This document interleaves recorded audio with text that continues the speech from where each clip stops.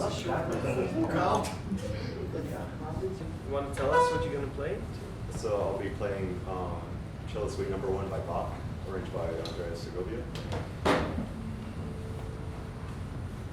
So I guess I'll just start playing it.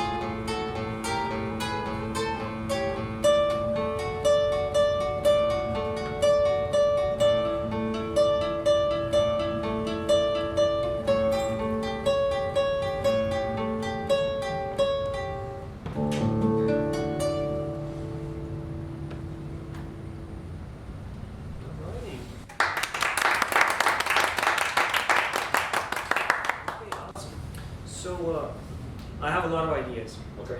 But before I say anything, is there anything in particular you'd like to work on? Any questions? In the first part was like,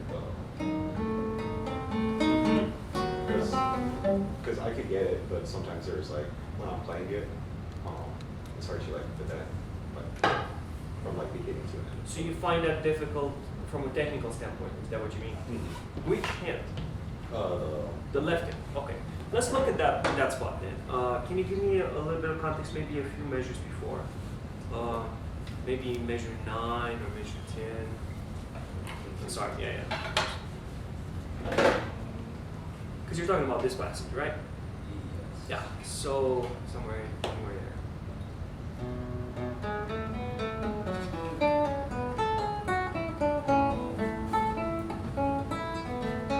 Let me start over.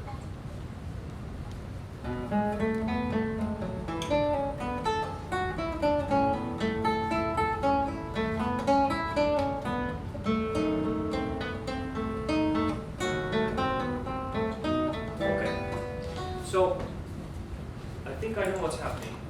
I have to try to learn that passage myself. Hey, do you have a guitar stand? I do. Awesome. So here's what I think happens. Besides the fact that the shift is difficult in by itself, Oh, thank you. I don't think I'm gonna need the stand though, but thank you. So what happens is, first off, you have.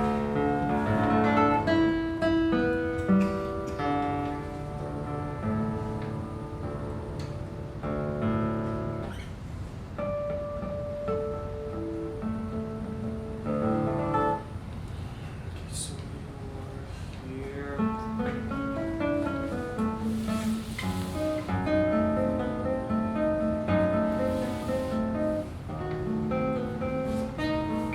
Okay, so the problem is like this is a big shift, right? Mhm. And you're actually making it harder on yourself by leveraging so much of your out. You are so far out this way. You take a shift that is like this long and you turn it this long. Okay. Okay, so maybe let's try to find a, and this one's a tricky one. So we might want to find a better way to do it. Let's see to get it very slow. Maybe let's go straight from there.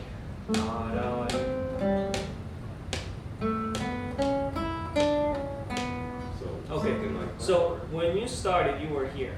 Uh-huh. Notice what happens to get in that extra position. You have to do this because you need the pinky on A. Mm. What if we play here Okay. and not go here? Let's try. Not with your, sorry, not with your whole body. Wait a second. You don't want to do this. Okay. You stay here. Do you mind if I just move you around? No. Okay, you stay here. Let the arm be here. Okay. And very slow. Dum, dee, dum, bum. No, that's too fast. Dum, bum, dee. Let's try this. Dum, bum, dee, bum, bum. No, you're doing double. Dum, bum, dee. There you go. Stay here. Oh. Yeah, see what I mean? So, because just think mechanically, you are here. Uh-huh. If your pinky stays in this position, it's pretty easy to land on a pink. If you are here, well, you just Right. so much more distance. And actually, I think it'd be helpful if you talk a little bit about forearm rotation, because so guys can see it better.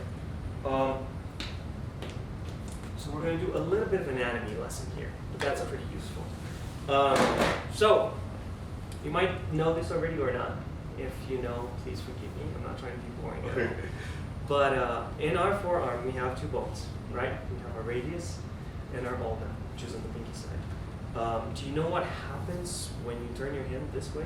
They like kind of like. Yes, they cross each other. That's great. See, I didn't know that at first, and it just blew my mind when I found out there's these two bones in your arm, and when you do this motion, the radius side or the thumb side goes over the ulna. Now, this is really, really important when we play guitar because a lot of people, how should I say, mislocate where the rotation actually happens, and they believe it happens at the wrist, and they almost make it seem. They almost make it seem as if the rotation happens here. They do this. But you notice, when I do this fake wrist rotation, you see how far up my pinky goes? How strained that looks? When I relax the wrist and I let my forearm rotate pretty much close at the base of the forearm, look what happens to my pinky. See how relaxed that is? As opposed to me trying to force it from the pinky. And you can try it yourself. You turn your guitar into a table and you just put your arm this way. Okay? And now we're going to try to do this. Try to rotate from the wrist like this way. Okay, actually have great rotation. Wow, that's beautiful. I don't see a lot of guitarists do that. So what I was trying to see, when someone does a good forearm rotation, their arm actually goes away, almost like turning the page of a book. People who do rotation at a fake wrist, they will stay along the same lines. So you have a beautiful rotation. Now, how does that apply to our problem in our left hand? The same thing can happen here, right? Right, that's beautiful. Yeah, so rotation happens there. And your wrist can be totally relaxed. You're doing it so great, I didn't even have to explain it. So, now the fun part. If you go pick up the guitar again, Okay. you want to be in a position where, and I'm sure your teachers have told you, have your fingers here, be in good position, blah, blah, blah. But see, the problem is, when we try to adjust that, we think just of the wrist. And we force our wrist in this position, which is very uncomfortable, right? No wonder you don't like being there, so you kind of prefer being in this sort of spot. But if you let go of the wrist, just relax the wrist, and now think of that rotation that we do, entire form. You can gain this position without tension in the wrist at all. That's the sweet spot for playing the guitar. Because ideally, you want your fingers to always be close to the string. You really don't want to be playing in this position. I would avoid it. I mean, the only times I can think this is good if I have something really wide with a pinky bar or something. But in a position like this where you're just doing, why would you need your pinky to be here? It's so not mechanically advantageous at all, right? But to fix it, you don't just bring the wrist in because that will hurt you. You rotate the whole forearm. Yeah, there you go, and then you can be in a good position. That's food for thought. That takes actually a few months to kind of filter through your technique, but it's good to start thinking about it. Okay. That's what I believe this passage and many other spots in the piece are difficult. You got very used to being left oriented, and that's not an advantageous position for playing guitar at all. Okay, so let's try it very slowly in our passage and stay in this position from the forearm.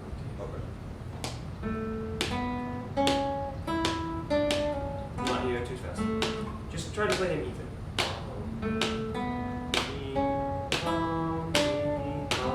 No, the snare is the same speed. And try not to get yourself in this position. Oh, it's coming.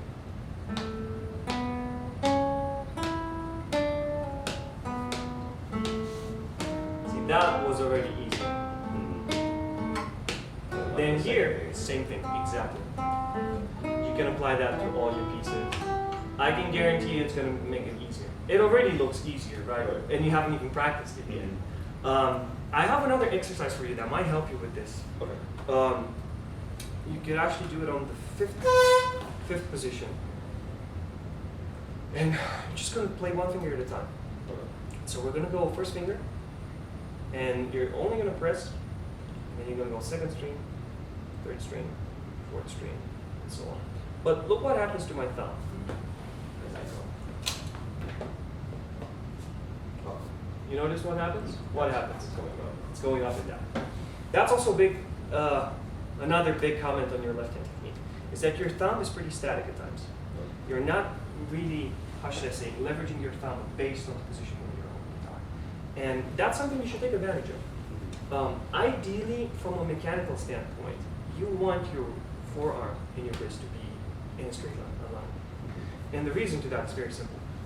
Do this for me, okay? Try to move your fingers fast. Okay, now straighten up. Move your fingers fast. You notice the difference? Like 4 times faster. The reason is because these large tendons, when you have it straight, you can fully take advantage of it. You can activate it. It's funny, like as soon as you go into this position, they get canceled out. And so now you're relying only on these fingers and these very tiny muscles in the hand to help you play enormous pieces by Bach. And it's not that great. So when you think, okay, my wrist needs to be aligned with the forearm, then the question becomes, well, I'm aligned here, but how can I be aligned in the basses? Simply by moving up and down. So you don't want to do, and I'm not trying to change your whole technique, but you asked me, yeah, how do I make that passage better? So I feel like obliged to help you out with this. See, the common misconception is, okay, I gotta play a note, let me just get my fingers to do it. And so in that motion, you're leveraging a lot with your wrist. What is so much easier if you simply just relax, press. You're simply following up with the thumb.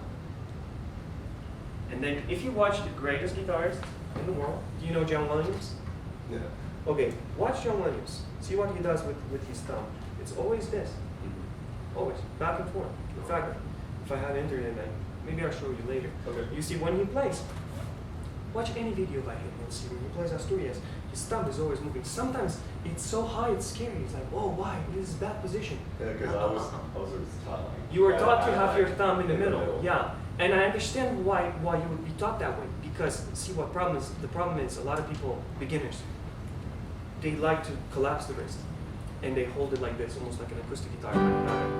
And so teachers fix that by telling them, bring your thumb back and hold it there. The problem with that is, and I had the same issue. The only reason I know about this is because I had to fix that. By fixing this problem, you get into this pattern, and then you start to leverage around the thumb, which is not an advantageous position to be playing. A good left-hand technique looks like this. You're just gliding, and the fingers are always ready to play. There's not many moments when you're doing this.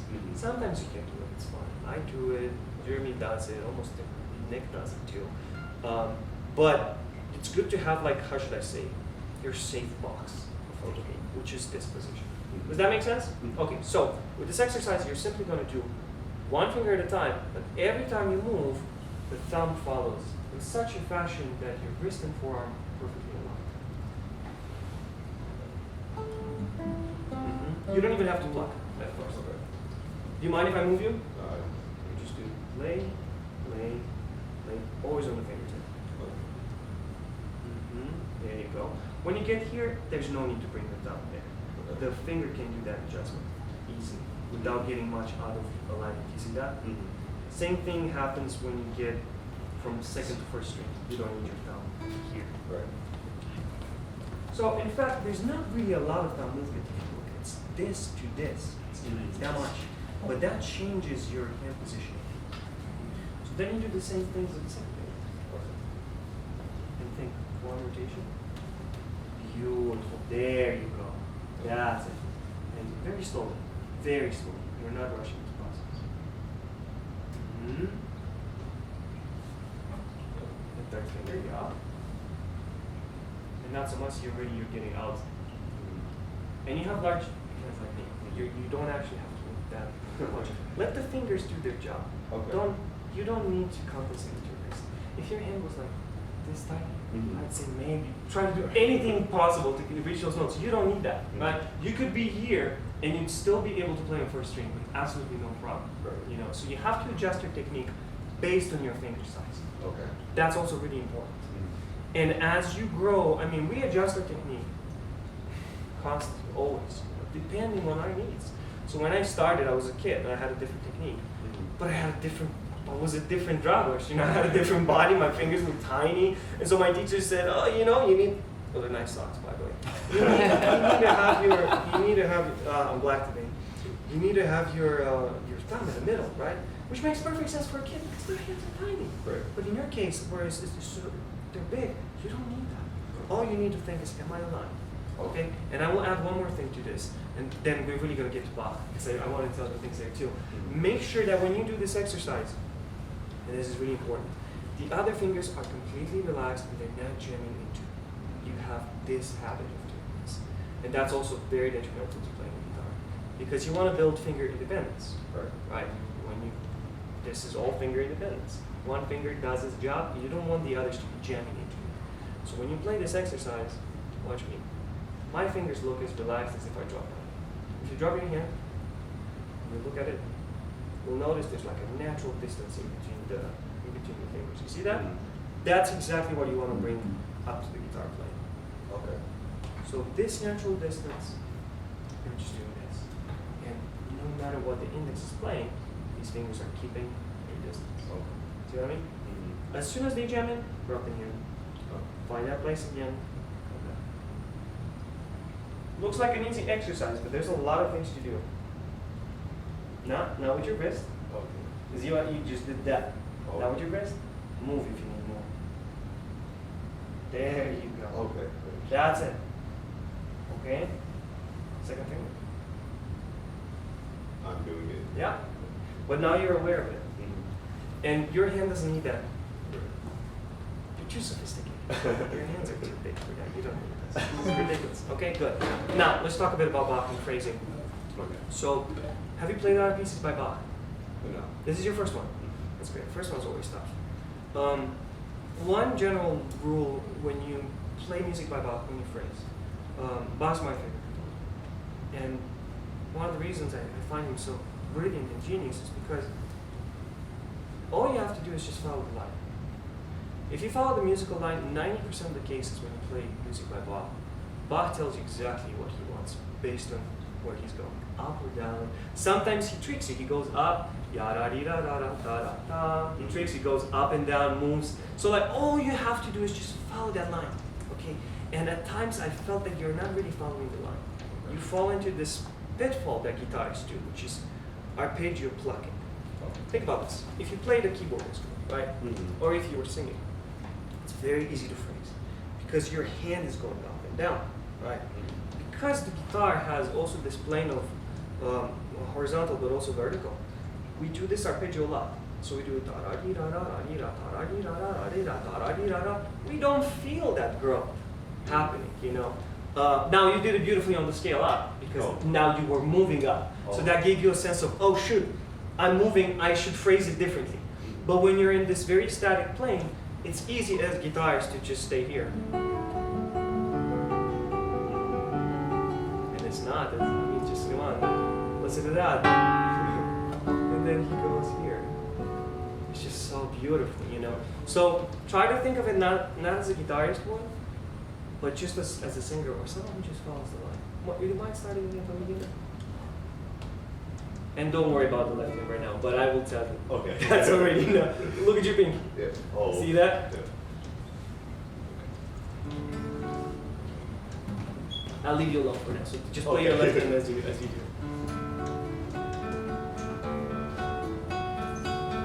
Moving in your muscle.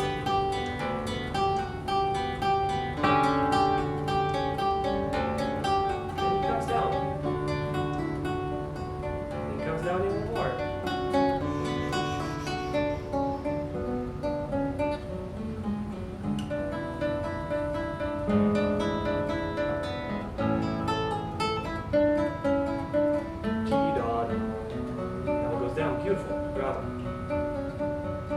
Now this one's interesting. Up, up, and then here. So I wouldn't do, well what you did was, and then put the accent on C sharp. But if you think of the line just from a how should I say, geographical standpoint, you have down, leap, high. So which one would be, which one's your highest point? The highest peak is the A, right? So you might want to use that. And was that for this or for that? I can't tell. No, this is probably for this line. Never mind. But again, if we're following what I just said, with Bach phrasing comes just from following the line, that would be your highest point, not the C sharp. Does that make sense? And just listen to it. I'll do it how you did it. Sorry.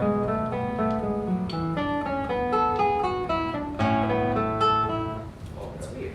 But watch it if we do exactly what Bach wants. Sorry, just don't know how to play guitar anymore. Up. Up again. Oh.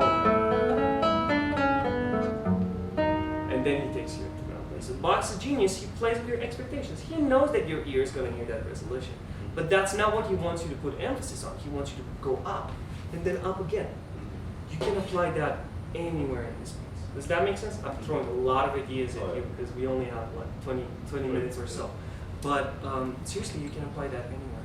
Just follow the line. See what he wants. And especially pay careful attention to leaps when you have an octave. Or even just like this. Because I guarantee you, if you had to sing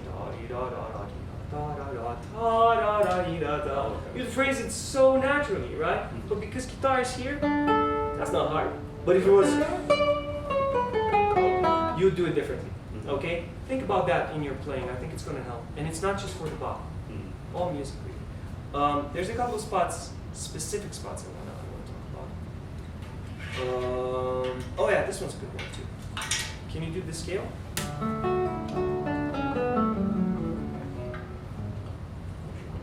Right.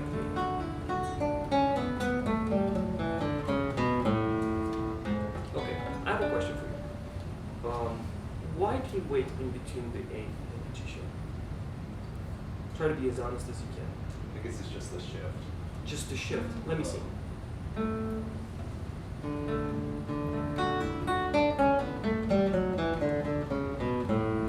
You're doubling a note though. Oh, Do yeah. it again.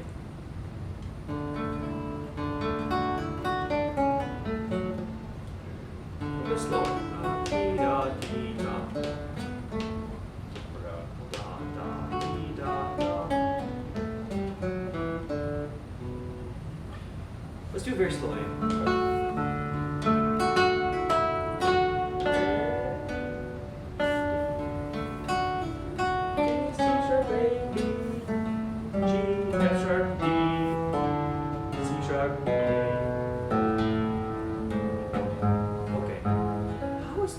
Difficult when you have an open string. You know why it's difficult? Because you're not taking advantage of that open string. So you're doing this. Oh shit, I got it. What you should do, I mean, a note should be enough to get you to this G sharp. Yeah, it's very easy. But you gotta, I also get the feeling that you don't really like to practice slowly. Practice slow? I can tell. And so when I ask you to practice slow, I was like, wait, I don't know how to do it. Right. It's like physically, I can't do it. But you can. You're not used to playing slow. And that is also a terrible thing to do. Not just when you're learning pieces, but throughout your practice. Get used to practicing slow. To me, I even said meditation. Slow practice is like meditation in a way. Because I find between each note, I use that as space to correct my posture, to think about position, to think about phrases, to take in the room around me. It's really something magical once you start to dig into slow practice. It's not boring. It's a state of being. It's when have you ever meditated? Thought about it, sort of. But so, okay, what is it really meditating? It's like finding inner awareness, right? Mm-hmm. And so in meditation, you would focus a lot on breathing. Right. And you don't just go, because that's hyperventilating. You don't want that. You focus on your breath as slowly as possible, and then you notice how your body responds to that. But the same thing should be when you play a scale. I breathe on my scales. I do it. Slowly with each note, I think of my space, because that's the only way you can see how much time you have to play the G sharp. Believe me, you have all the time in the world. So I kind of knew why you were waiting, but I wanted to make sure, don't wait. Because what you're doing now, you're ruining this beautiful scale for us. All these notes have no meaning if you don't get us to G sharp. It's like I play the C major scale for you, and I go home. What are you doing? What are you doing?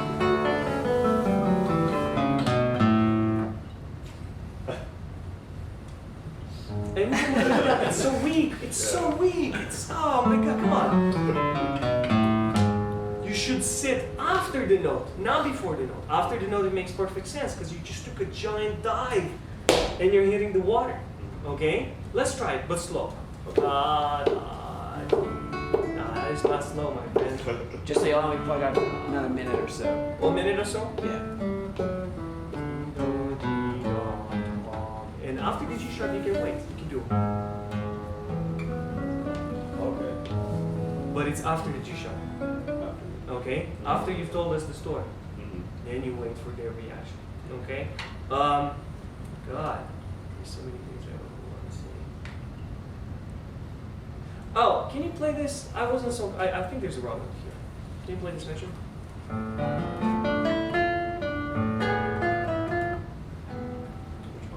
Yeah, this one.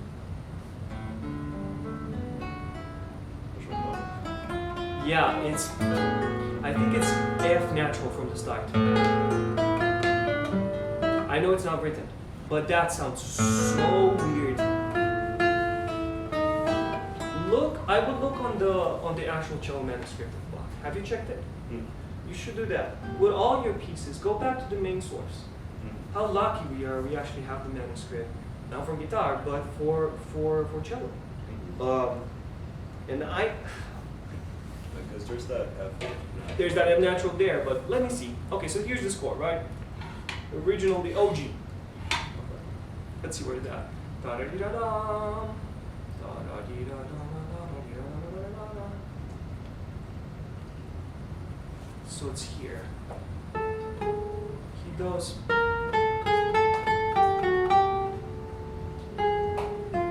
No, that's not the right spot. Sorry, give me a second. I'll find it. Because that's very important. also for you for the future, consult the original source, no matter what arrangement you play. I mean, what better source than Bach's music? You know, of course you don't want to be bass clef or cello. You go back to your own score, but at least to see if there's a weird passage like that, you go back to the source. That's what we're doing now. But you gotta give me a second because I really don't know where it is.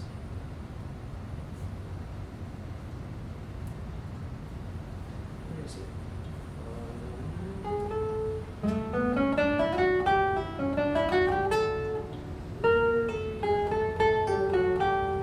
And then, was that later in your piece?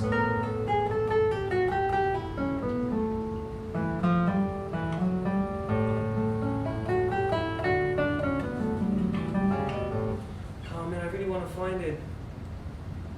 Oh, here it is. Here it is. Here it is. So it's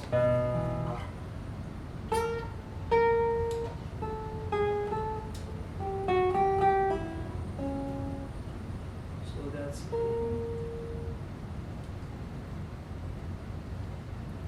and then G sharp.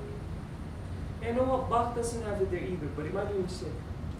In the manuscript, listen to some recordings. I wish I had more time to go on that, but my ear tells me it's not that. Okay. That just sounds so. That doesn't sound right. Okay. If we had more time, we would just look up that. Okay. But listen to some recordings. I might be wrong. I'm not saying, but my ear usually is rarely wrong on these things. Okay.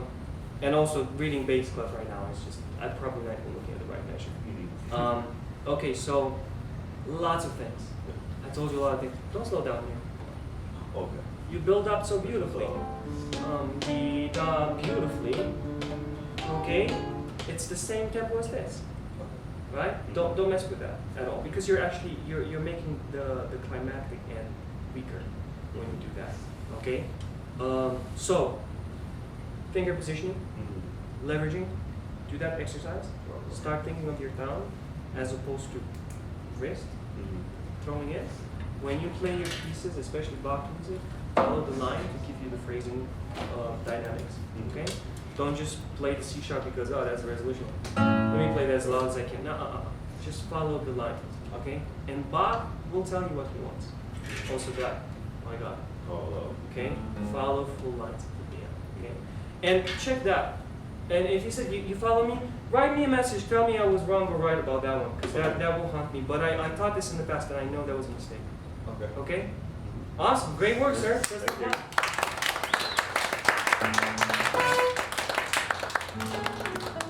All right, next up is Jaidan. I saw a class that Bill Cannigizer was teaching on this piece. Yes. And he talked about that exact same note. The exact same note. Yeah. He said it sounded weird to him. It seems like every version of this piece has that major. It curve. doesn't make any sense. Yeah. Harmonically, it doesn't make sense either. Alrighty. Oh, who's this guy? I've never heard of him. Alrighty. What is your name, sir? Jaidan Ilie. Nice to meet you. That is the famous, beautiful guitar, or this is yours? It's a rental from my teacher. Oh, okay, beautiful. Okay. How long have you been playing guitar? About 4 years now. 4 years now. Have you played other Brouwer pieces? Yes, sir. I've gone up to Etude 5. Okay, nice. Have you done 6? Not yet. Next Coming one on up. the menu. Okay, coming up. Okay, I'm ready when you are.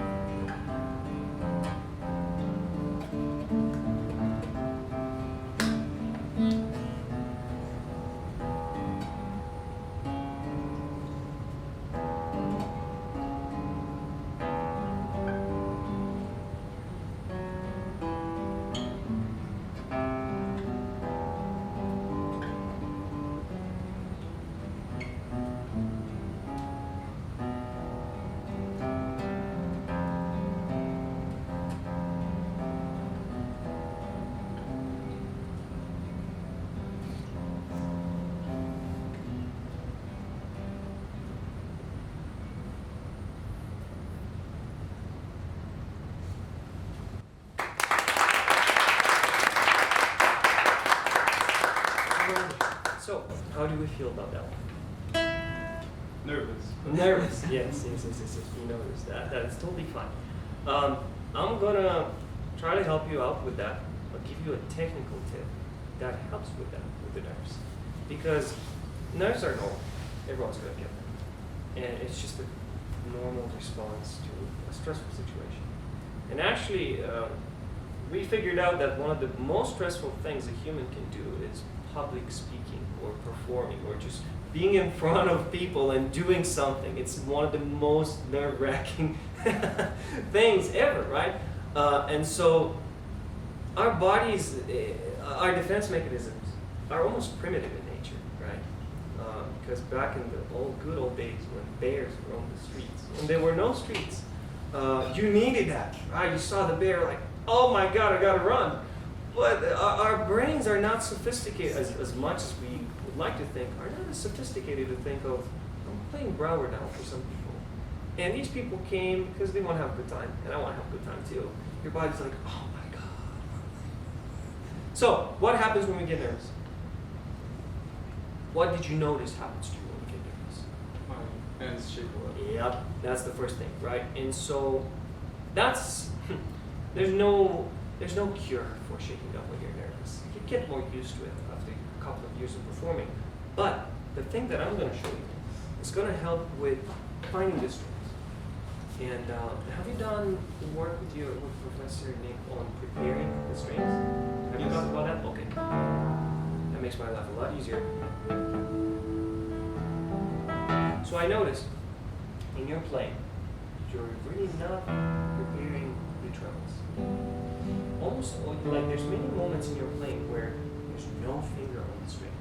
I call this hand in the air, right? And these are deadly spots for guitar playing because when you're nervous and you're shaking, the distance between the strings is so tiny. We're talking about just a few centimeters.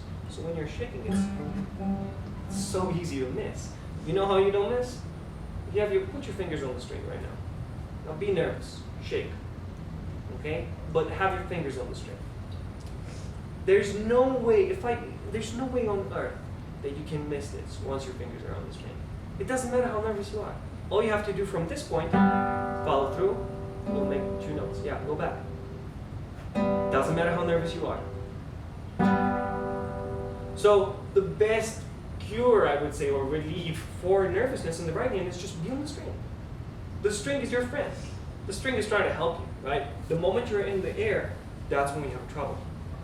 Because from this point, you can get back to the string, or you may not. You may not make the sound you want, right?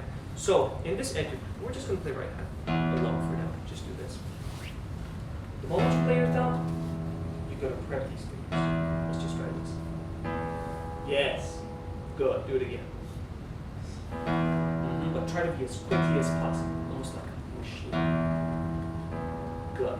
Now give me 2 strokes, and then prepare your thumb on the D string. Let's see how late you were with that thumb. You did this. I'm gonna put my thumb down. I want you to do this. Bum. The moment you pluck is the moment when you prepare. Okay, let's try this. Pluck the G's and D's, and at the moment you're plucking, your thumb is going to go on D. Bravo. I want you to do it even quicker. Even quicker. At the same time. That was better. Quicker. That's it. Watch my hand for a second. You see how quick my thumb goes on the string? This is how slow you go. That microsecond, that's where the nerves start kicking in. And you don't want that. See, I just missed that note because I wasn't really thinking about playing it, so right on it. This is a great etude to teach you that. Thumb, prepare, prepare. Every note that I played in this etude,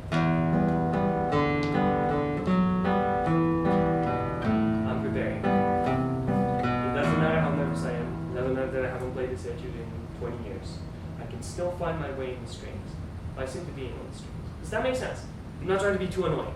I'm trying to help you. This is really helpful though, because it helps so much with nervousness. And just the fact that you are on the string will help you feel more secure and will make you less nervous. But when you're in the air, like, oh my God, what am I doing? You know? So that's an easy fix. Well, it's an easy solution that takes some time fixing, okay? Let's spend some more time trying to put this together. Just right here.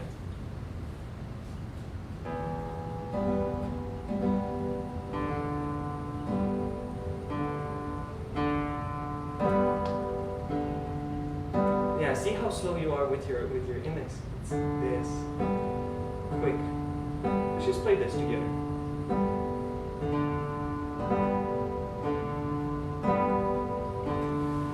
Keep going. This stresses me.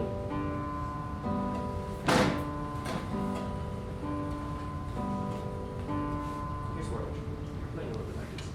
Block, wait, block, wait, block. Here's what I want you to do. What would you block it? That's what you put there. It's this. You notice there's not a second that I don't have a finger on the string. Let's try this again. I'll do it over here. Back here, Tom. Bravo. Bravo. Beautiful. Don't be lazy. Bring those fingers back. Bravo. Bring all the fingers. Relax. You want all the fingers to spring out. Even if you're just playing with your watch my hand. Have the motion. You don't want it there. Because these puppies are going to bring these other fingers back. Right? You want the whole thing to be open. Sorry for scratching.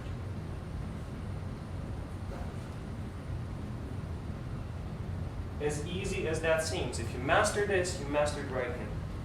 If you master prepping the strings at the right time, you're not going to make mistakes for stuff because your fingers are going to be on the strings. You're not going to be as nervous because your fingers will know what to do.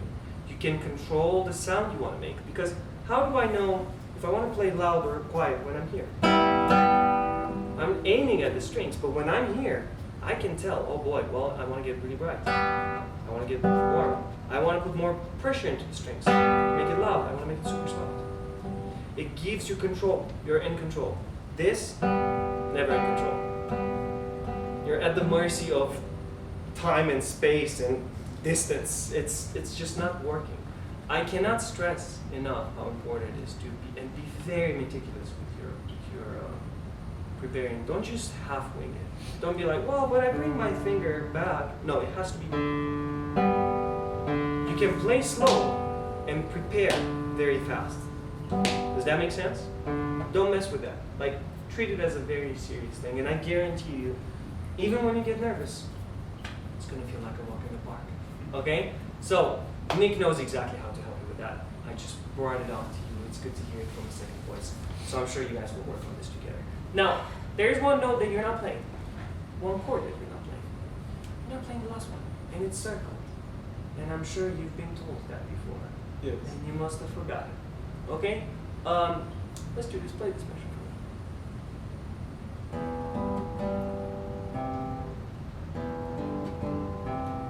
C sharp. 1/3 higher. That's always higher. Oh no, this measure. Let me ask you something else. And this is a question for everyone. When you practice, are you able to go right from the spot that the problem is? Or do you have to kind of back up a few measures? Or even more at the beginning of the piece? Huh? A little bit of. Little bit of everything, right? Oh, my students do this. I used to be guilty of that. We're like, well, I have a problem. Let me play 40 minutes before to get to the problem. Like, how ridiculous is that? How do you expect to fix things? Our brains are so lazy, they're not going to remember what the problem was. By the time you get to this passage, you're not even going to remember this was a problem. You might, but your brain might not. Because it's for each note that you play, for each chord that you do, there's a sequence that your brain has to produce a pattern to send impulses to your fingers to move. It's a lot of work. So if you go 20 notes before, there's 20 sequences, if not more, 20 combinations of sequences that your brain has to do before it even gets to your damn problem to solve it for you, just because you couldn't do it. I'm just kidding. So the way you fix it is going to go straight to the problem. And at first it's going to suck because you're not going to know what you're doing. And that's great because you're telling your brain, hey brain, you're actually not, you don't know what you're doing. You're relying on muscle memory in a long sequence. Okay? But what happens when we get nervous? Our brain forgets about that sequence because it goes into this defensive mode. It's trying to help you escape that there. Right? So that's off the window. What do you do now? Oh shit, I don't know the notes. What's the next note? Does that happen to you? Yeah. You know how you fix that? You play from any note in the score. You should be able to play from each measure. You should be able to play from middle measure, third beat, whatever. Okay? And it's not going to be fun at first. You're going to make a lot of mistakes. That's the process of learning. By making mistakes, you get better. Seriously. Don't run away from making mistakes. There's this school of thought that we have in classical music that, oh my God, I must not make mistakes. And that is dumb. You need to make mistakes so your body can train to correct those mistakes and not make them in other situations. But if you play, how should I say, thinking, oh my God, I must not make mistakes. Trust me, I'm very guilty of that. I am so guilty of that. But you're not going to learn from your mistakes. You're gonna think of them as accidents. Oh my God, that happened. I hope it doesn't happen next time. No, learn from your mistakes. Does that make sense? I got really philosophical for just one measure, one extra beat that you're not playing, but that's really important. Play right from this spot and read it. Just read the notes.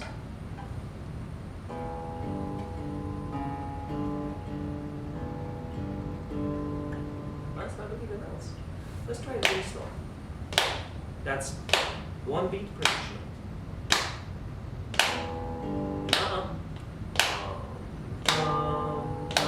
Bravo. 1, 2, 3. Don't play those. So what is this?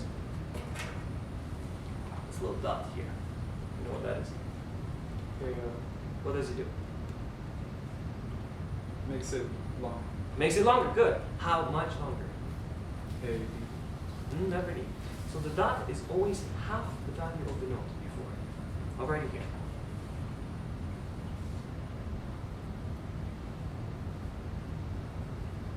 I have a great way to count these dots because I hate them. Every time I get a dot, I freak out because how many seconds am I supposed to wait? What do I do? I know exactly how to help you out. But we gotta do a little bit of math. So the dot is half the value of this note. This is a quarter note, right? I know it's written tiny. I don't know why this method. Who's this? Oh, it's actually Brouwer. Why does he write those tiny? You know why? No. In the first. I've never seen this. This is the first time I've seen it. Yeah, This is yeah. the first edition I've seen that. In the first, this is not the first edition. No. In the first edition, the notes are big. Yeah. In this one, they're smaller, and they kind of trick. I know why. I know why. Because he wants the C sharp to ring, Mm-hmm. and so he writes those notes tiny to give you, oh my God, C sharp is the important note, which it is. But then we forget about the rhythm. So those are just as important as these. Treat them with respect. They're not just tiny notes. Okay. This is a quarter note. How many 8 notes is a quarter note? 4. Those are 16. 8 notes. 2. There you go. Beautiful. So a quarter note has 2 8 notes, right? Now we know the dot is half a quarter note. Okay? What's half a quarter note?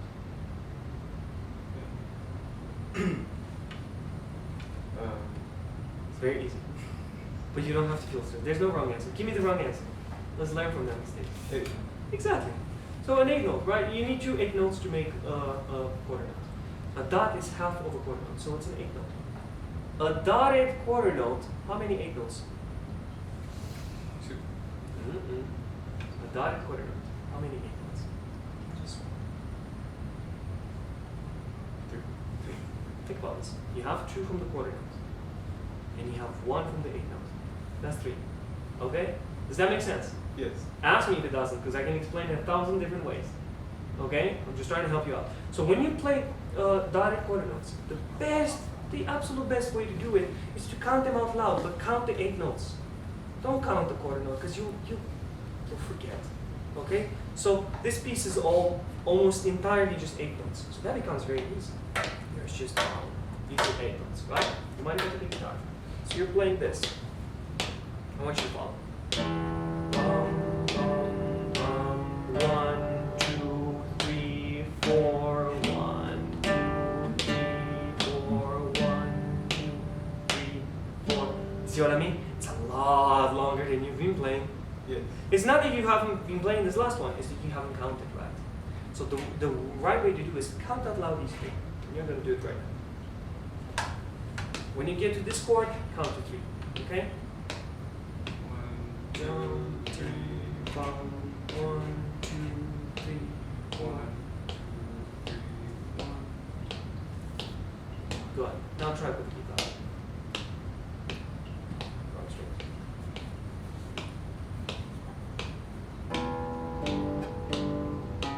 1, 2, 3, 4. 1. No, you gotta play immediately after. This is very confusing too, because it seems as if like there's one more note you gotta wait for. You see this tie here? It's not. You're right on beat. You should have written it here. Does that make sense? The tie is just to let the C sharp ringing, but the rhythm keeps moving. In fact, yeah, the way I wrote it here is the best way. And then you have your 8th note here. So it's 4 8 notes, 4 8 notes. What do we have in this whole piece? 4 8 notes, 4 8 notes. It's the same rhythm. All you have to do is you gotta count these out loud in your mind. Okay? So let's do it. 1, 2. Like 1, 2, 3. I want you to say it out loud. 2, 3. Oh no, sorry. Only on these 3. So here you can say 1, 2, 3, 4. If that's easy. Ready and 2, 3, 4.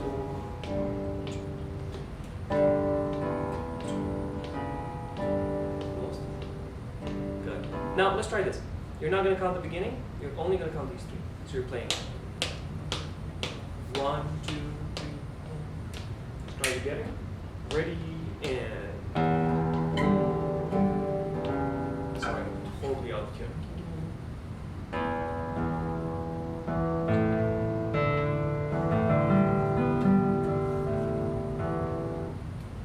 Ready and 1, 2, 3. Say it out loud. 1, 2, 3. Again, now you go say it. 2, 3. 1, 2, 3. The counting starts with the note itself. One more time. And 1, 2, 3.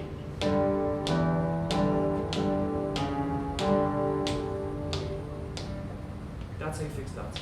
Does that make sense? It takes a little bit of practice, but it's not hard at all. You just gotta do the math. And it's very easy if you subdivide. You know what that means? You're taking the big value and you're turning it into small notes. Because those are easy to count, especially if your previous ones were 8 notes. Now imagine how weird it would be if I didn't really know my dots and I played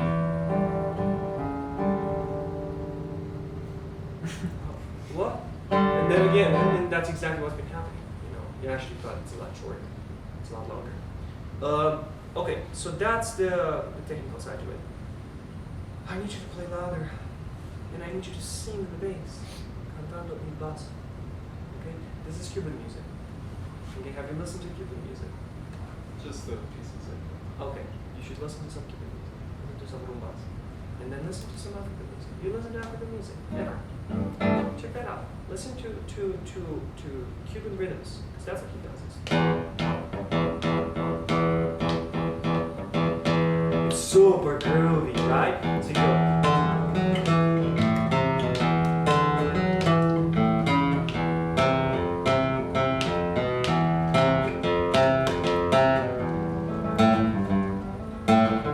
Always playing with you is just so different than the straight music that we're used to. Not that that's not beautiful.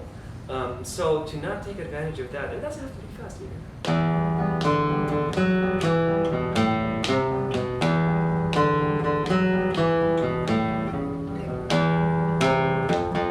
It's just so groovy. It's a shame that you wouldn't take advantage of that. You want to try a little? Let's be groovy for a second. Your tempo can be slower, it's fine. But I want you to really let the bass come out.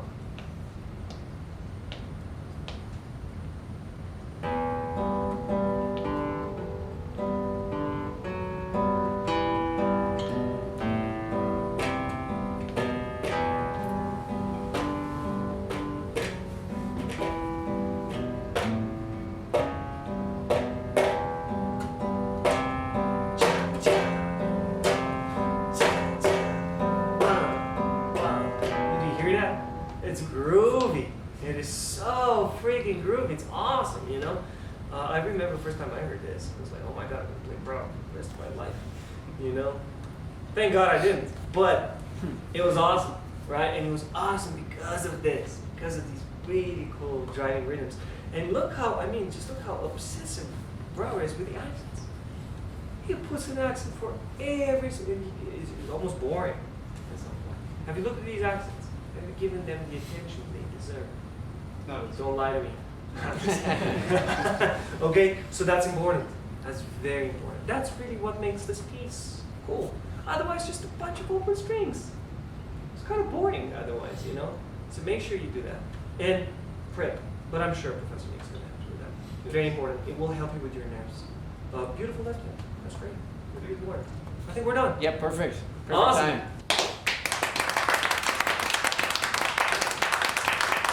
Okay, awesome. And we're doing some Kramskoi, are Yes. we? Okay. Have you learned to read yet? Can you read? No? No, not yet. A lot of Google Translate. Not a Google Translate. Third. There's fourth, 5 pages. fifth. Okay. And you have this memorized? Yes. Okay, I'm gonna look at the score here. How long have you been playing this piece? This piece about 2 months. 2 months, okay. Yeah. So not terribly long.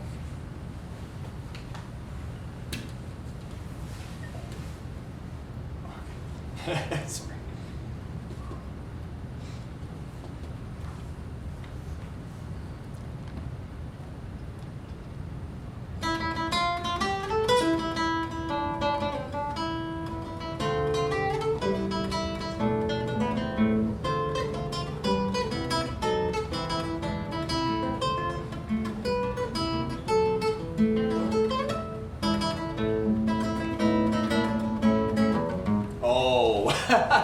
Sorry. What happened?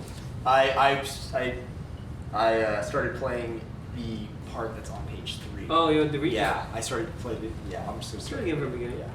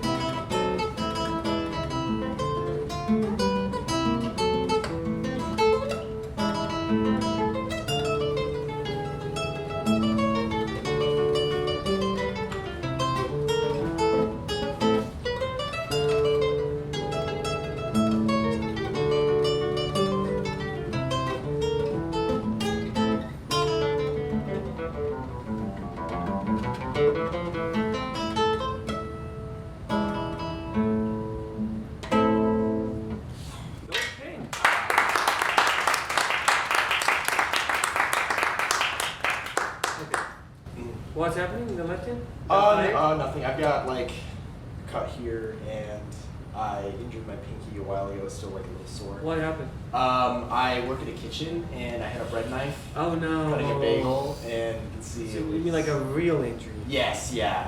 Bloody bagel. Yeah. So let me look at your hand for a second. Yep. These are too long. Yeah. I know. Yeah. You gotta get rid of those. Yeah. Look at these. I make sure Gone. to bite mine every day. Seriously, because it puts you in a problematic position. Gotcha. You adjust your technique based on the nails in the left hand. Okay. You shouldn't do that. Okay, so lots of great things. Very musical. I love that you're really getting the overall feel, not of just the Tarantella, but also like, to me this is almost a, how should I say, not a mock of a Tarantella. It's a Tarantella reimagined. Yeah. Okay, because usually, so you know what a Tarantella is, right? Yeah, it's like a folk dance. It's a right? folk dance. Yeah. Where does it originate from? Like, what countries do you usually hear that music with? It's Eastern Europe, right? Oh, is it Russian? It's Italian. It's Italian. It's Italian. Yeah, and so like, it's funny. Russian music has a long tradition of taking European forms and making them astonishingly beautiful. I mean, just look at Tchaikovsky. Yeah. He took like European forms, European dances, European ballet, and he turned it into something, into a product that now we almost 100% associate with Russian culture and art. And so this is kind of the same to me. It strikes me as a Tarantella that is filtered through these broader harmonies, and you do a great job. I would make more fun of it at times. Make more fun. Yeah, because it's supposed to be that. You Okay. know, it's not supposed to be serious. And you're getting that part. You're jumpy. You got the Tarantella part, which is good. I want you to get the Russian satire of the Tarantella. Okay. If that makes sense. Okay. Imagine if, for example, if a Japanese band made a blues band. Okay, they were playing blues. They were playing really cool blues, but they're filtering through their sensibilities and their sense of harmonies, and they might make it sweeter at times, and sometimes they might just poke fun at it, you know. And so, like, I circled a couple of spots here in the piece where that happens. Yeah, this one, for example. Can you play from here? Okay. Dragos Ilie. Oh, from But maybe go from here. Oh.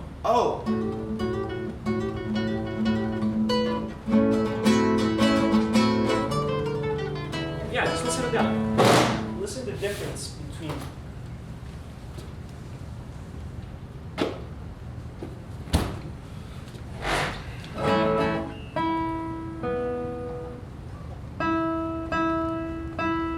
My guitar does not like this dryness. Yeah. I'm trying my best.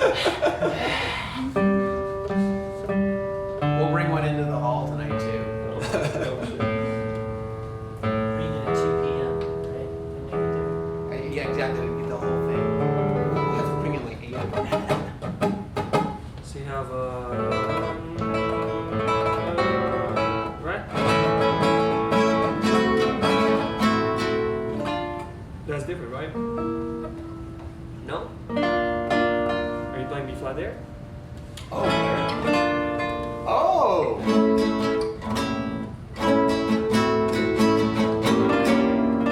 Is this? Yeah. Oh. You go. Wait, it's this? With G sharp or G natural? There's no G natural ring. It's not this? Oh. Yeah, this is G sharp. Oh man. Unless I didn't write it. I like this too, Okay. but I don't think it's that. Yeah, it's this. See, when you get to this Ivono, now it's interesting. And then make this different.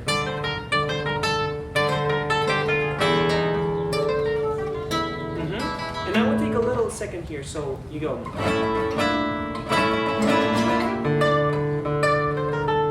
Sit on the date. more. Oh. Okay. And then not wait there. Because the phrase needs to go ya da da da da da. Do it again.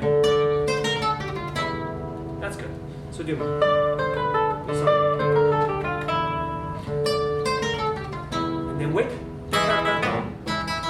And short. Ya da da da. Wait, and then somewhere. Exactly. So that brings a lot more dimension to this music, and it's because it's about characters. Right? So more over exaggerating. Well, it's not even over exaggerating. It's letting the phrase speak. Because I'm not exaggerating if I do and forgive me if I don't play the right notes.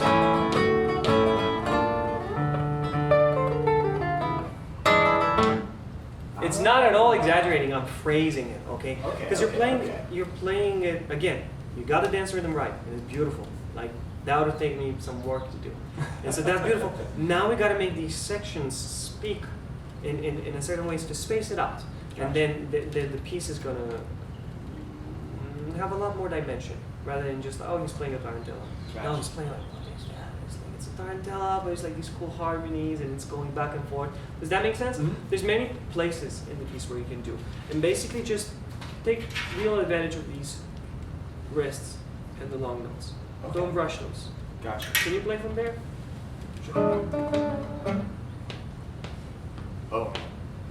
A bit slower. What part is that again? Oh my gosh, I'm sorry. I'm so bad at something. Were you here when I was saying that you should be able to play from any measure in any spot? No. So do it now. Even if you have, that means you have to read the notes again. Okay.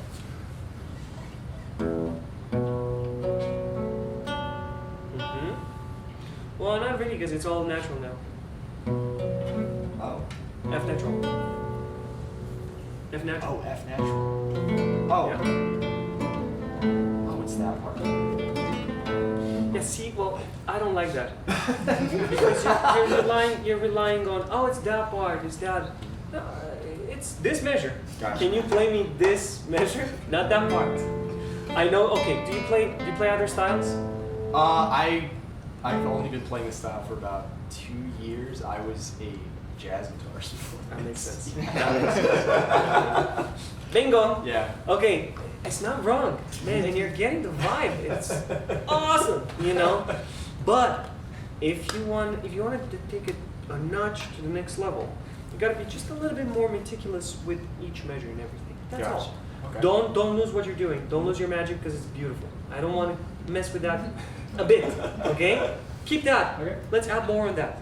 Gotcha. And one of the things is like knowing the piece, you know, knowing the spots. That's what I meant. I don't mean to poke fun. No, that's fair. Yeah. Okay. Let's try from here because I wanted to make it work. Okay. A bit slower. Yam ba di da da da. Yeah, I would wait even longer there. Okay. Yam ba di da da da. Yam ba di ba yam ba. Because the harmony changes and it's just so romantic there. Okay. You know. And that's what it really is. It's Tarantella with a little bit of Russian romanticism because he can't help himself. So like you gotta you take advantage of that. How do you take advantage of that? You let the listeners know that this is a new section. Gotcha. So he writes that. Ya da da da. And you're in time. You're just taking a breath. That's all you do. So don't think 8-note play. It's it's a breath. Breath. Okay. Try it. And I want you to breathe on that rest. Okay.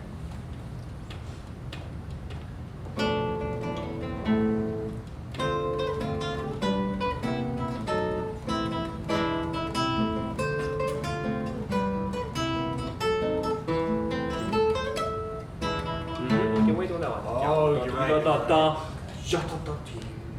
Gotcha. Okay.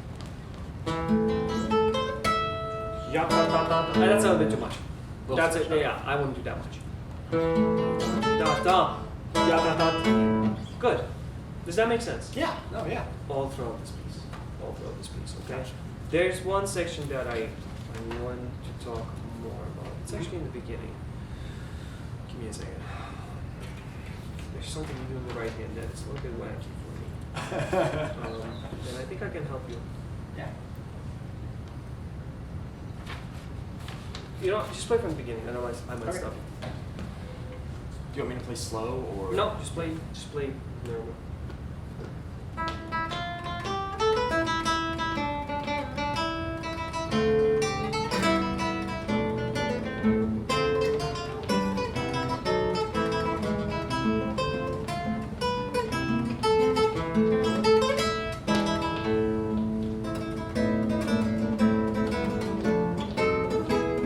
Yeah, see, that's another small point where you can separate the phrase Okay.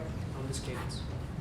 Because when you play, guitar is a weird instrument because if you don't give it time, if you don't allow the sound to get out of the instrument for a little bit, like a fraction of a second, it doesn't carry. And so like when we get to a point like this where we get to a cadence, if you're stomping that cadence, because you're trying to be in time, and I understand, it's not gonna come out. It's not as effective. Okay. You gotta keep that in mind. Guitar is it's a very finicky lady. She wants to let her finish her thought. You know, she can still be in time. Let her finish her thought because otherwise she's not gonna do it. You know, it's not.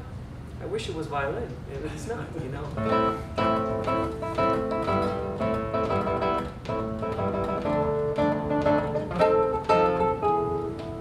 See what?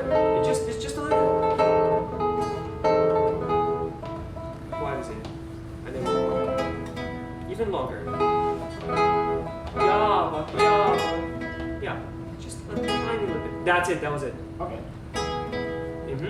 Now can you play one measure before? Okay. A bit slower. Yum ba da da da dum ba yum ba ya.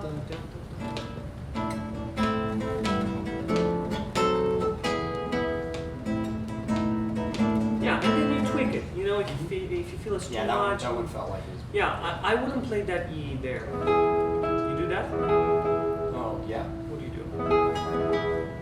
I go. Oh, but there's no double notes. There's just one note. Your jazz ear tells you to do that.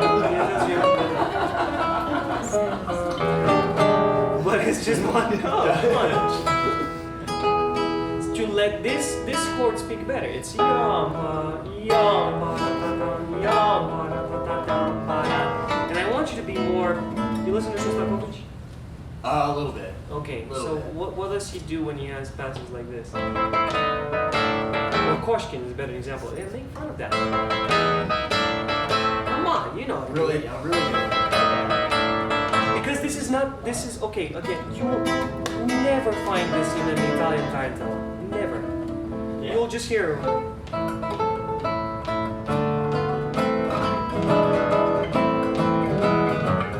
very easy stuff. And then when he does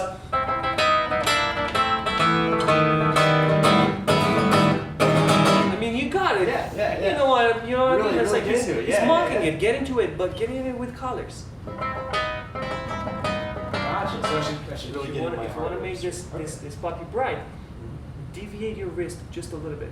Oh, okay. So what happens when you do that? Watch. I can make a very bright sound. I can make a warm sound here. That's not bright to me. That is bright. And what I'm doing, I change the angle of my wrist. So it puts the string from being here, it puts it right underneath my nails. Yeah, listen to that. Okay, so you're using. I can make bright sounds here, dark here. And so you get to play with colors in a That's so totally cool. different way just doing this. Okay, that's so cool. You have a pocket ponticello just 2 millimeters away from your playing position. Oh wow. See what I mean? Let's play with that. Super bright. Yeah, That's just so fun. just play with it, find the right color, you know? Yeah. Do it a bit slower at first, but that's basically it. Okay, just be more sadistic there. Gotcha. That's what I would do for sure. Okay. We're all over the place. We're having lots of fun. I know this is great. This I is love great. this. This is fun. So basically, but the main ideas I want you to take from this are allow for space between the sections, because otherwise we're not going to hear them. You hear them because you're here. The sound is here. They don't hear, and so you need to space out things just a little bit. It's also going to help the listener get adjusted to the new color changes. Otherwise, it's just doing weird things fast, and we don't really hear it. And then the other thing, of course, would be to be able to play from any measure. Gotcha. Keep your form in mind and what you do, and the previous knowledge that you have is extremely helpful. But make use of also this being able to play from any note and any beat at any moment. Gotcha. Because when you have those two, you'll be indestructible. You know, first off, you'll know where the notes are all the time, and then if the memory fails, you can still rely back on the form. And the Gotcha. harmony that you already know. You can make up stuff on the spot if you need to, you know. So like, but you need, if you have those two, it's awesome. If you have just one, things become problematic. You know, Gotcha. I hate it when I have people that just they practiced every measure and they're so meticulous and they know that, but they don't have a overlining of the form or just the structure and the harmony. And you can hear it in their music. It's very stale. You know, and then you have players like you who think of form and then they hear where the piece is going in sections and you know like we're back to ABA and we're doing this, but then sometimes oh man what was that measure? What was this lick? What was that? You know what I mean? Yeah. That's also problematic. Yeah. You don't want to have that either. So it's finding a balance between the two. I think it's helpful, and it helps both worlds. You know, it's not that you can apply this just for classical or just for jazz. No, they both do the same thing. Okay. Yeah, there's so many things to talk about this piece. There's many sections. Oh yeah, here. I would do a lot of color contrast here between Gotcha. the E's and the D sharp. Maybe give me a split from Cantate. And how much time do I have? Because 4 minutes ish. 4 or 5. okay, then maybe 5 play minutes? from here. Alright. Play from here. Yeah, I'm trying. Oh man, early. If it's a crappy spot, do it Yeah. from here. But you should be able to play from there. No, I can do it. I'm just like I need to get my head around it.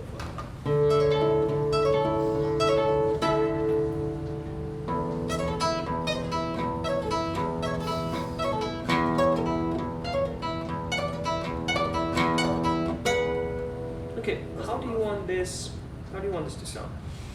Because I have some ideas, but they might be different from you, and I want it to sound like it. I would say this section, I definitely need to do more of my kind of like slowing things down, speeding up, and then kind of like a crash at the end. Okay. Because what is like harmonically? What is this pass? I mean, it has nothing to do with the theme or the melody, and it's just chromaticism right back and forth, and it's almost like a joke. Yeah. It's not. Again, as I said, he's mocking the Tarantella. It's not a Tarantella rhythm anymore. It's almost like you're having a stroke on a Tarantella. You know what I mean? So like, let's make that. Come Okay. on. I would start from here. But also, you might. Yeah, go ahead. Look at this old lady. I love you. Yeah. Okay, so you do this.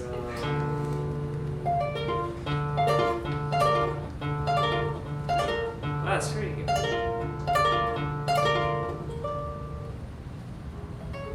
It is major here, right? Mm-hmm. Yeah. See, I want to start that strong. Okay. Because if you do that, man, you have like how many measures of this? A lot. And this like B sforzando here.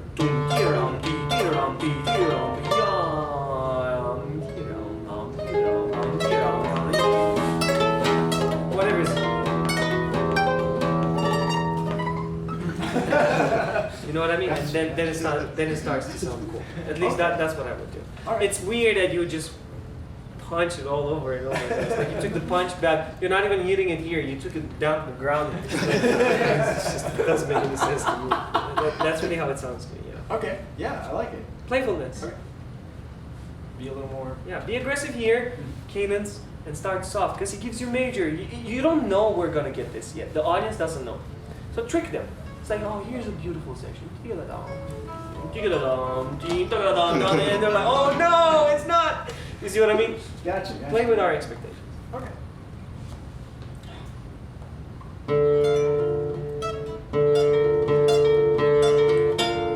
Wait.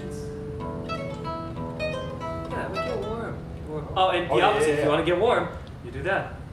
Okay, so this is dark, right? Yeah.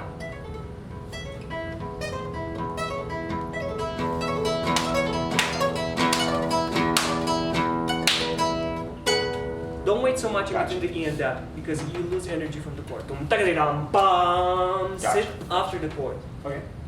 Same thing that I told you with the G sharp. Mm-hmm. The energy comes after you play the note, not before. Gotcha.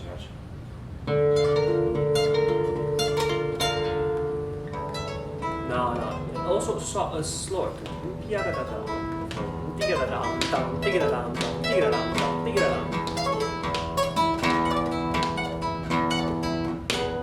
the way to do it. Just play me right from this measure.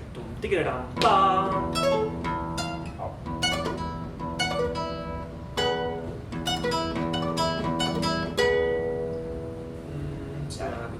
Yeah. So it's Fares. And then you do it here? No. Here? Just open strings? Yeah, I do open E. And then G sharp, this? Yep.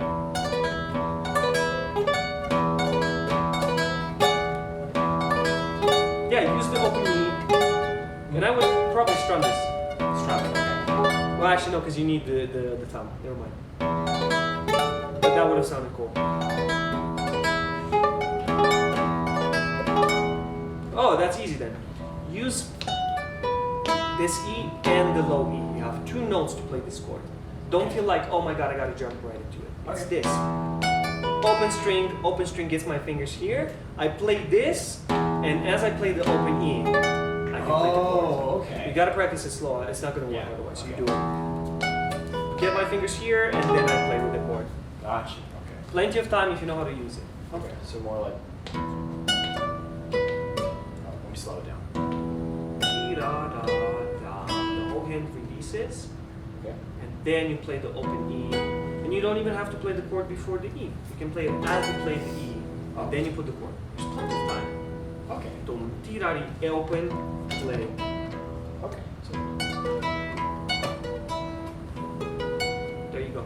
Okay. You have two notes. There's plenty of time. There's no need to wait to make that sound cooler. Unless you want, you can also do dum tirari. But then it's a decision. It's a conscious decision. It's not just, well, that's my fingers want to do. No, you tell the fingers what they have to do, and you can always find time. Open strings, they're your best friends. But don't just play the open string. You're like, oh yeah, there he goes. I should have been there already. Use those open strings. And I just how I showed you. On the first open string, I put my fingers there. I don't play yet. On the second open string, I put my fingers. And then when I play the chord, I've given myself 3 sequences. Yeah, there you go. Okay. Easy peasy. Okay. Have fun with this. Yeah. Space it a little bit better, and it's going to be awesome. It already is great, but then it's going to really be like, whoa, not just a lot of notes. Not just a lot Okay? of notes. You got the Tarantella. I'll make fun of it. Okay? Awesome. Thank you. Great work.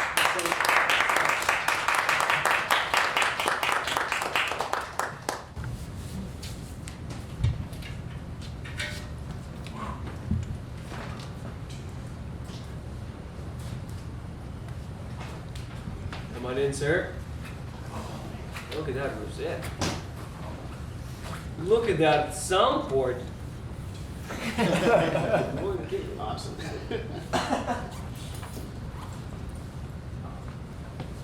Oh wait, no. Did it have a pickup at Yes, some point? I took Okay. it out. It was causing some buzzing, and so I took it out. Oh, great. I mean, put a lot of things in there. No, I'm kidding. I have a funky soundboard too. I'll show it to you. It's like a teardrop for some reason. It's cool. Beautiful. What is this? Cisco Garcia. Maybe. La tiki tiki? Tiki? Tzatziki? CC. I don't know what that is. Neither. I'll make up some backstory to it. It's a beautiful guitar, sir. Okay. What is this? This is the Courante from. Kami ba-da-dee, da-dee-da-da-da-dee-da-da-da. Okay. Okay. Tell people what you're gonna play. So this is the Courante portion of the second Cello Suite by Johann Sebastian Bach. Hope you enjoy it.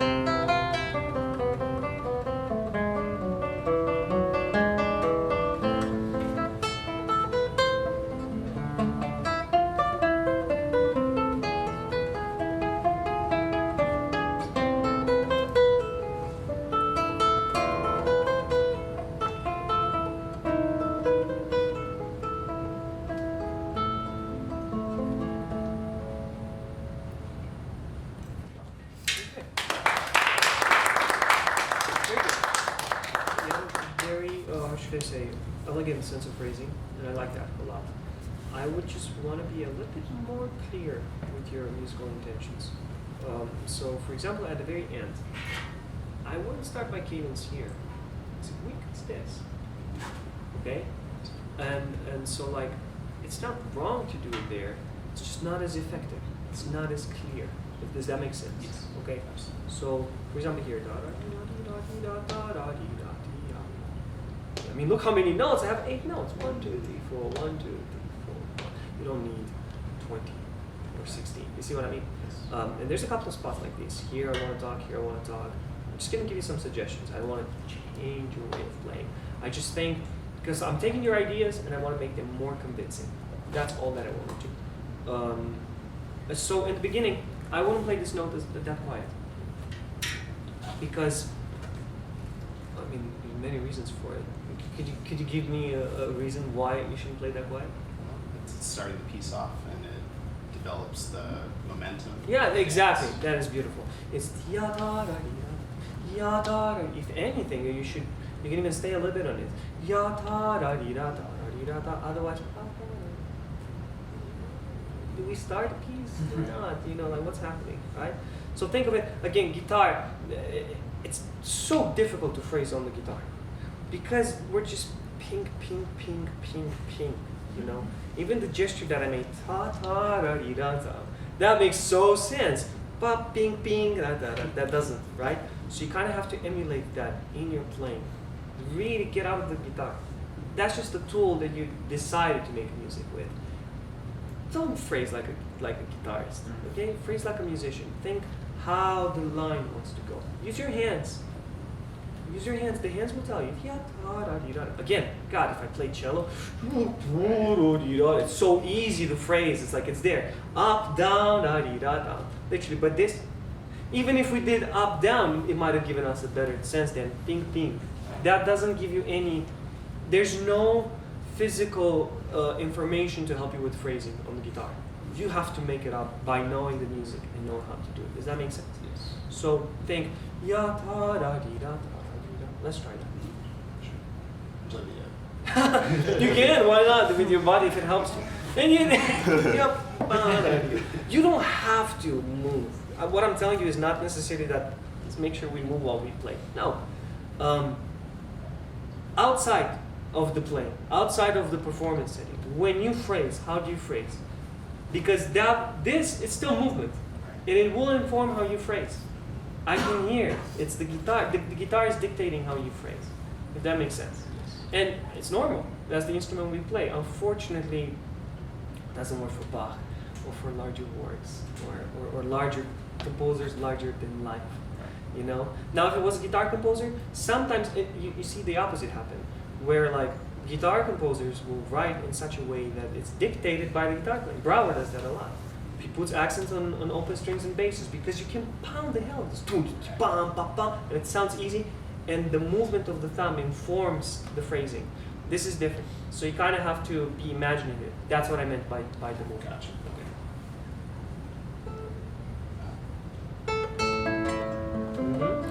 That's a good spot where you can try a buoyando. Breaststroke on the first eight.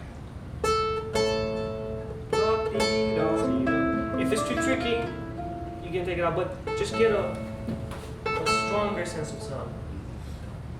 And there's many ways you can do this. You can make it short and quick. You can do it long. You can make it a little bit of a shortening at the end. Whatever it is, you have to just be convincing. I don't really care which one you choose, but you have to choose one. This is not convincing. That's playing guitar. That's phrasing. Does that make sense? Absolutely. Let's try it.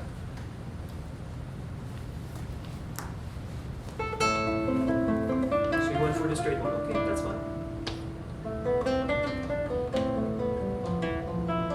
Okay, so here. Were you here in the beginning when I was talking about his Bach? Yes. Okay. So remember how I said his leaps are so important for phrasing. Look how huge this is. Again, physically this is not a big distance, so you don't think about it. It's just an arpeggio. But phrasing-wise,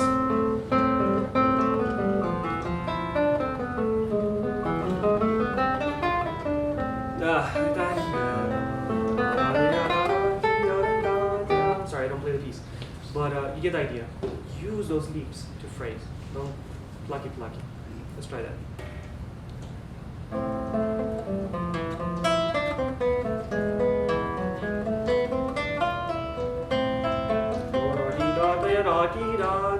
Again, you do these beautiful micro ralentados that you feel like doing them. It's hurting the phrase, mad crazy. And someone drew these arrows here. Is that you or who was it? Probably me. That's to help you get the phrase, because it's like one idea.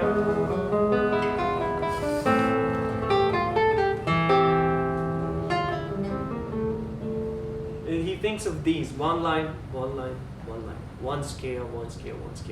You weaken it every time you do that, because he doesn't want you to stop until you get to this point. That's the only quarter note you get, except for those. It's the only quarter note you get. That's an important point. You weaken it every time you do it. That's what I'm saying. It's very elegant, but you can be more convincing if you put all that energy into this chord, not on the scale. Gotcha. Direction, fall. Okay. Let's try. 3.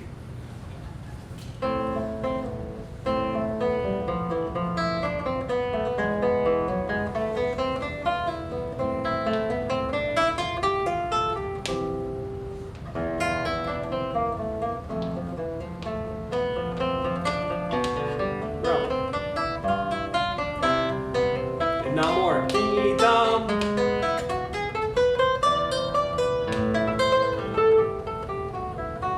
Don't weaken the phrase.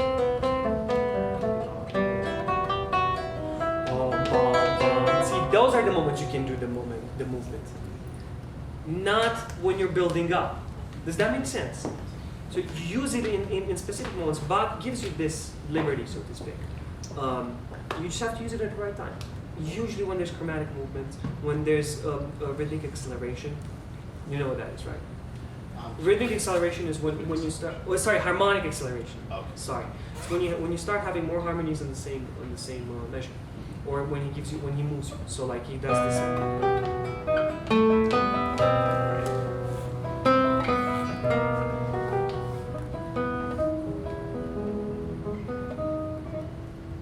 Okay, so those are the moments you can do it. I wouldn't do it there. Want to try it again? Yes. Okay. Absolutely. Same spot. Mm-hmm.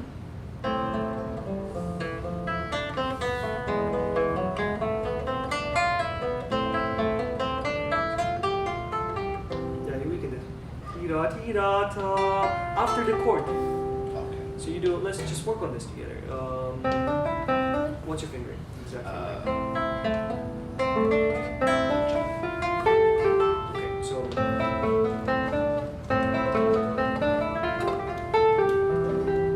Yeah, don't do this. It's almost like Ray Gondi. It's not that, you know. So. God, I wish I knew this piece.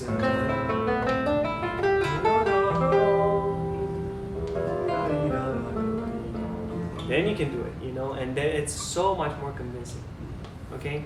And it's not my own interpretation. I'm just looking at the line. Just looking at the line. This is not wacky stuff. It's not controversial, okay? Let's try it from there.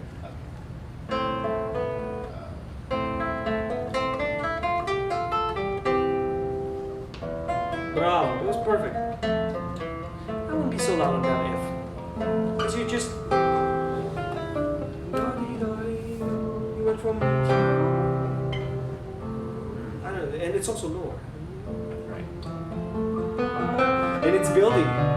So like all of those should be clues to tell you like you don't have to pound this. If it was this, right? But it's not this.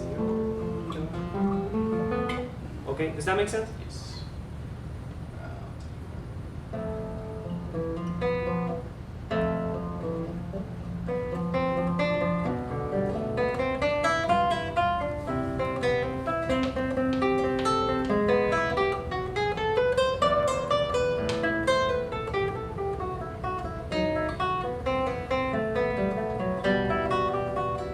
Move it if you want. Now pull it back.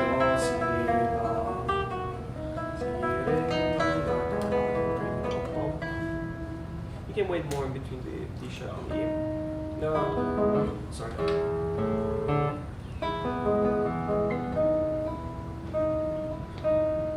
It's just a little bit. Yeah, but if you wait between the B and C and D sharp, you're weakening. Yeah, see, the instinct was to stop again there. Bravo. Again, your musical sensitivity is there, and it's beautiful. I'm just moving it from here, there. That's all I'm doing. I'm moving it from there at the end, here. I'm moving it from here, there. You just have to space it a little bit better, and you can do great. Okay? Does that make sense? Yes. Awesome. Let's go with the B section. Unless you want to do this cadence a couple more times.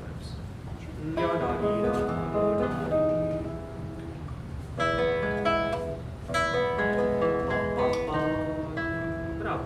And I'm gonna get in trouble for saying this. Let's do it. So it's not that I don't like vibrato on Bach. I do. I don't like targa vibrato on Bach. It's a very gentle thing, right? How would a violinist just end the phrase? That's it. It's just a little, because they don't want to. It's not the end of the piece. It's like if it was.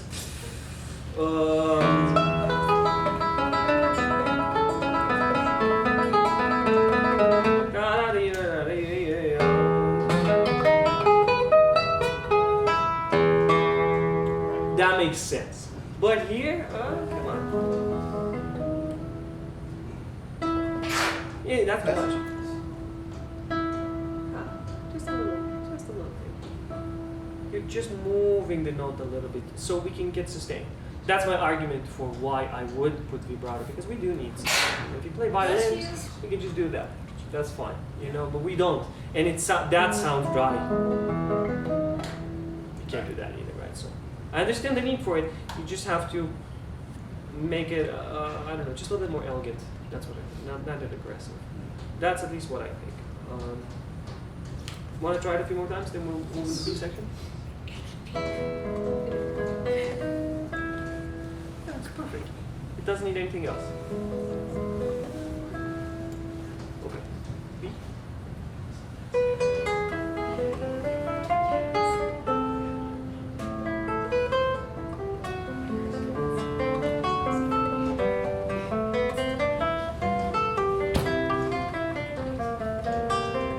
Bravo. Okay, so something happens here. The rhythm is not quite right. And I know it's because of this quarter note and then you have to wait for one more beat.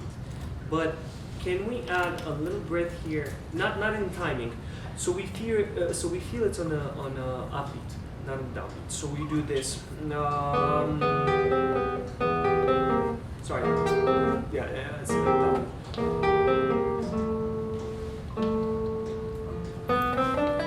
Gotcha. And then a little bit of an accent on the B, because that will set the phrase for you. So you do it.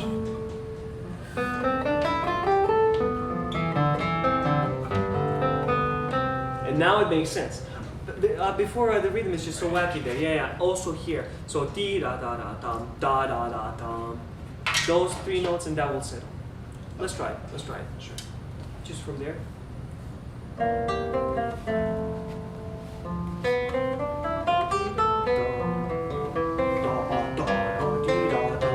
Yeah, and don't mess the rhythm there.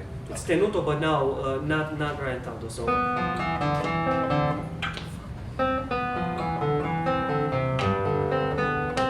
Gotcha. And then after the C, yes, you can do. That makes sense, but not before. Try it again. Sure.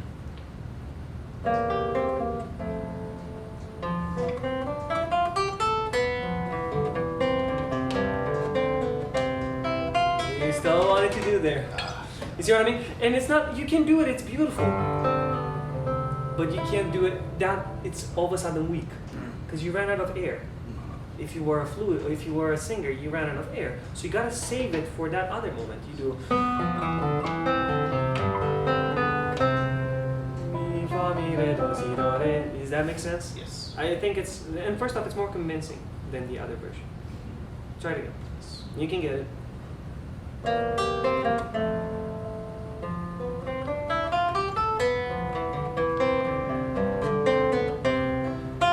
Then you can wait even more. Be more indulgent. Now you've earned it.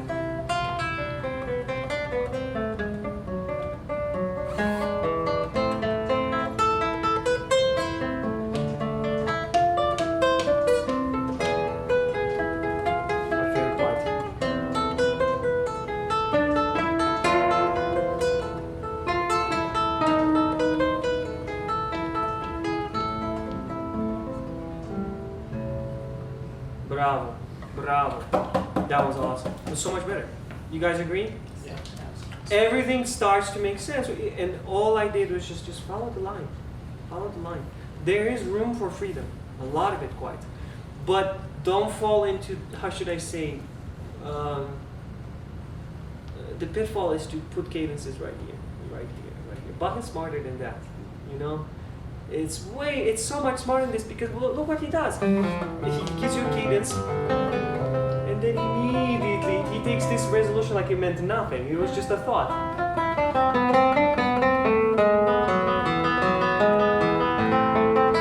And he doesn't stop.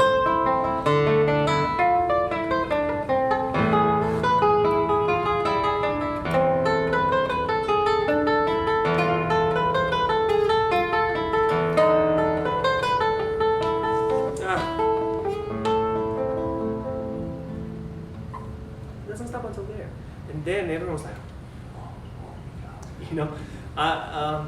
That's just what I think. Again, you're phrasing beautifully, just move it in the right spots. You have anything else for me? Any other questions? Anything else to play? I think I said most of what I wanted to say with this piece. How much time do we have? I think it's kind of just right about perfect. Honestly, if we want to wrap right here, it's just Wow. about 2. Okay. Well, if you have questions, I can answer. Don't come to mind. But I think seeing it, and, you know, it informs a lot of that contouring where those moments. Contour is the best word. Yeah. Just drawing it. You know. Let's say you didn't know how to read notes. All you did your whole life was tabs. Okay. And you look at these squiggles. You can still see where he wants based on how he goes. Like it is that simple. I find it funny. People are scared of Bach. Like, oh, how do I phrase Bach? So just follow the line. Follow the line. It will tell you 99% of the time what he wants. And follow the line doesn't mean just play straight, because he switches things all the time. He gives you leaps. He turns you around. He gives you a resolution, then continues immediately. You know, so like it's amazing. You just follow it. Just trust him. He knows what he's doing. Okay? Trust Bach. Put your phrasing is great. Make, how should I say? Your phrasing and Bach's phrasing should be friends. They shouldn't try to fight each other. You know, trust him. He's your friend. Just listen to what he has to say, and then have your personality because you're giving life to this, right? It's not Bach. It's you. This is your piece. Otherwise, you'd just be a piece of paper. We had this talk last night, which was actually just amazing, and I'll just bring it up. We were talking with his wife, who was a visual artist, and she was talking about, like, you know, it's so interesting because visual artists can recreate a painting just by trying to do it again, you know. But they create it. With us, it's like, well, you recreate Bach every time you play. Every time you play, you bring life to it again, you know.